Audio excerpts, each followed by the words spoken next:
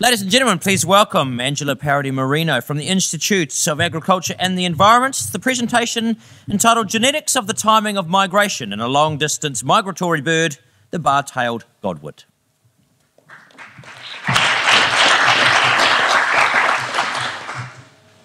Do you have a favorite superhero?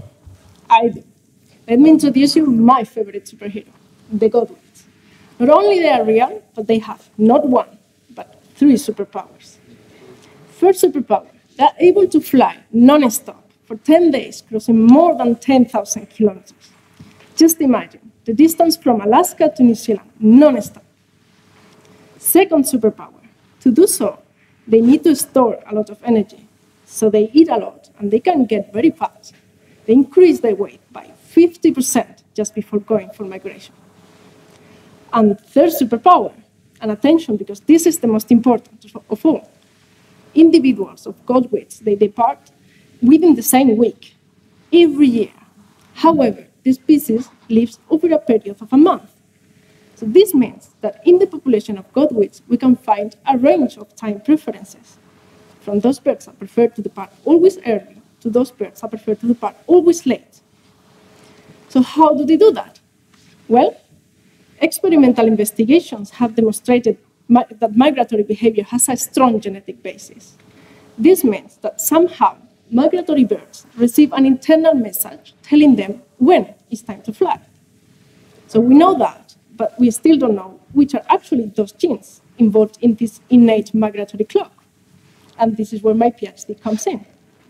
I'm a gene seeker, and I aim to identify those genes controlling migratory timing behavior. So to do so, I'm using departure dates recorded for several years of 150 birds. I've got DNA from these birds, and don't worry, any bird was injured, and I selected 90 candidate genes, genes that are potentially involved in this migratory timing behavior.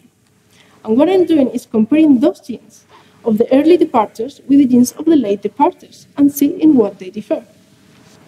Well, with my research, I expect to contribute to the scarce knowledge about how genes shape behavior in natural populations. And more specifically, I aim to discover how these amazing birds are able to accurately time their migration programs. So, if some of you are always late, you can't help being always late. Next time you arrive late and you need a good reason, you will have here on my research the scientific support to blame on your genes.